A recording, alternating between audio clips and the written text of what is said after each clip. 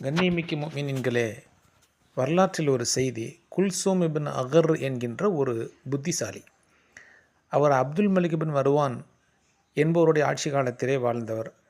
அவருடைய படை தளபதியாக நியமிக்கப்படுகிறார். இதை பிடிக்காத பொறாமையின் காரணமாக ஹஜ்ஜாஜ் இபின் யூசுப் என்கின்ற ஒரு கொடுங்கோல் ஆட்சியாளர்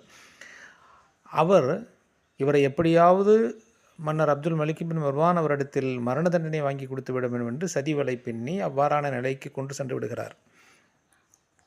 ஆனால் அந்த குல்சூம் இபின் அகர் என்பவருடைய தாயார் ரொம்ப கவலைப்பட்டு தன்னுடைய மகனுக்கு இவ்வாறு நிலை ஏற்பட்டு விட்டது என்று மாமன்னர் அப்துல் மலிக் பின் மர்வானிடத்திலே போய் மன்னிப்பு கோருகிறார். என்னுடைய பிள்ளை மன்னித்து விடுங்கள் என்று.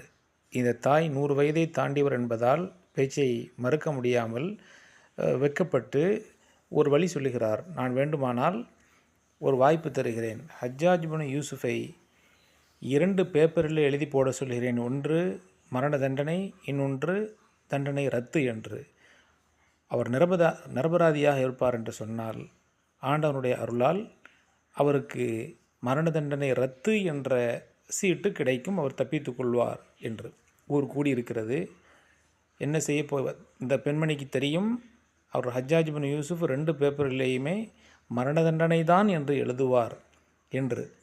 சரி, 2ம் ஒன்றாகத்தான் இருக்கும் என்று, ரத்து என்று வராது என்று. ஆனாலும் கூட மகனிடத்தில் போய் கவலையை வெளிப்படுத்திய போது மகன் சொன்னார், கவலைப்படாதே தாயே, நீங்கள் கவலைப்பட வேண்டாம், நான் பார்த்து கொள்கிறேன் என்று அந்த புத்தி கூர்மையுள்ள அந்த மனிதர் சொன்னார்.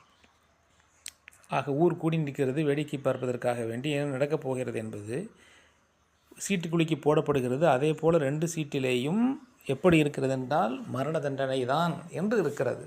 அது தெரிந்து கொண்டால் அந்த பெண்மணி தாயார், அந்த குல்சூம் இபின் அகர் என்பவருடைய தாயார், அந்த சீட்டுக்குலுக்கி போடப்பட்டதும் உடனே ஒரு சீட்டை எடுத்து அவர் வாயிலை போட்டு மென்று விட்டார். ஹஜ்ஜாஜ் இப்னு யூசுப் இதை பார்த்து அப்படியே திகைத்து போய்விட்டார்.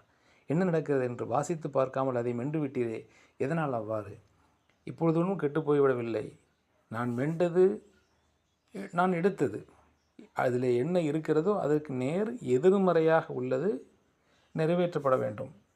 நான் எடுத்தது எதுவோ அதற்கு நேர் எதிர்மறையாகத்தான் கீழே கிடக்கக்கூடிய சீட்டிலே இருக்கப் போகிறது. இப்பொழுது நீங்கள் கீழே கிடக்கின்ற ஒன்றை பாருங்கள். அதை விரித்து பார்த்தபோது அதிலே மரண தண்டனை என்று இருக்கிறது. மரண தண்டனை என்று அதிலே இருக்குமானால் நான் விழுங்கியது, நான் வாயிலை போட்டு மென்றது மரண தண்டனை ரத்து என்பதைத்தான் நான் மென்றிருப்பேன் அல்லது விழுங்கியிருப்பேன். எனவே